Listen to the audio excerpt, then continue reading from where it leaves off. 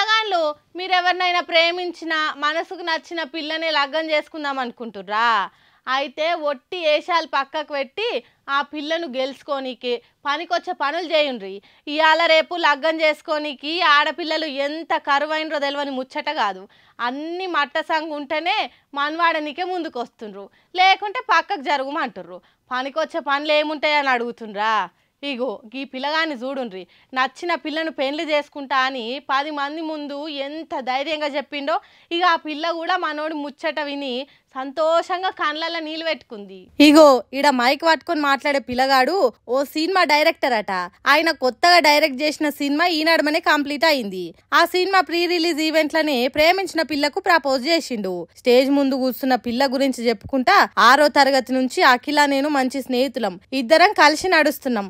ఆ ఇదితోనే ఒకటి అడుగుతున్నా, అక్టోబర్ 31న నన్ను పెళ్లి చేసుకుంటావా అనుకుంటా మనసులున్నది బయట పెట్టిండు. ప్రపోజ్ చేసిన పిల్లగాని పేరు అభిషన్ జీవంత్.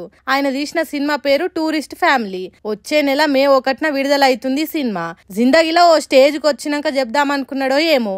ఇగో ఇట్లనే స్టేజ్ మీద ఆయన ప్రేమ గురించి చెప్పిండు. కష్టాలలో ఉన్నప్పుడు నన్ను వెన్ను దట్టి ప్రోత్సహించిన నా తల్లికి ఎంత పాత్ర ఉందో అఖిలకు కూడా అంతే పాత్ర ఉందని ప్రేమించిన పిల్ల గురించి గొప్పగా చెప్పిండు. ఆ మాట చెప్పంగానే ముంగట జనాలల్లో కూర్చున్న అఖిల కంటతడి పెట్టుకుంది. వీళ్ళిద్దరు వీడియో ఇప్పుడు సోషల్ మీడియాలో గిరికలు కొట్టేసరికి అబ్బా లవ్ అంటే నీదేరా అని అంటుర్రు నెటిజన్లంతా. మరి అఖిల ఒప్పుకుంటుందో పెళ్లి చేసుకుంటుందో ముందు ముందు చూడాలిగా. నేను ఎప్పుడు బాగుపడతానో నాకు ఎప్పుడు వస్తుందో గుర్తింపు. ఇప్పుడు కాకుంటే ఇంకెప్పుడు వస్తుంది నాకు సక్సెస్?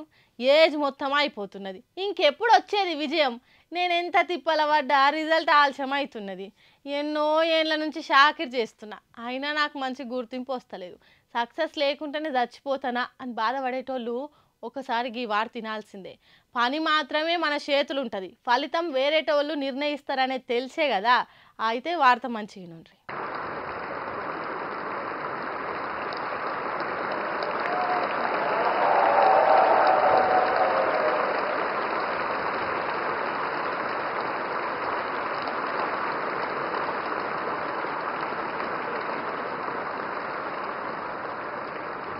తొంభై 6 ఏండ్లకు వచ్చింది గుర్తింపిగో గీ అమ్మకు. సెంటర్ సర్కార్ పిలిచి పద్మశ్రీ అవార్డు ఇచ్చింది. ఈ పండు ముసలమ్మ పేరు దొడ్డ బాలప్ప షిల్లె క్యాతరా అంట. కర్ణాటక రాష్ట్రంలో తోలుబొమ్మల ఆటల మంచి పేరు గల్లామెనట. ఈమెను గోంబే ఆట అమ్మమ్మ అని కూడా పిలుస్తారట. 14 సంవత్సరాల ఏండ్ల ఈడులా తోలుబొమ్మల ఆట మొదలు పెట్టిందటి ముసలమ్మ. అప్పటి నుంచి తోలుబొమ్మలు ఆడించుకుంటా రామాయణం మహాభారతాలను తనకు 84 ఏండ్లు వచ్చేదాకా చెప్పిందట. అంటే ఏకదాటిగా 70 ఏండ్లు తోలుబొమ్మలను ఆడిచ్చిందట, పాడిచ్చిందట. హాగో అంత కష్టపడ్డందుకు అన్నేండ్లు జనానికి కథలు చెప్పినందుకు ఇగో ఇప్పుడు అంటే గోంబే ఆట అమ్మమ్మకు 96 ఏండ్లు వచ్చినాక సెంటర్ సర్కార్ గుర్తిచ్చింది అన్నట్టు. అట్లా గుర్తించి పద్మశ్రీ అవార్డు ఇచ్చినందుకు ప్రధానమంత్రి మోడీ తానికి పోయి దండాలు పెట్టింది. తర్వాత రాష్ట్రపతి ద్రౌపది ముర్ము దగ్గరికి పోయి అవార్డు తీసుకోవాలి గాని ఈ ముసలమ్మ నడవలేని తిప్పల చూసిన రాష్ట్రపతి మేడమే ఈ పండు ముసలమ్మ దగ్గరకు వచ్చి అవార్డు చేతికిచ్చింది.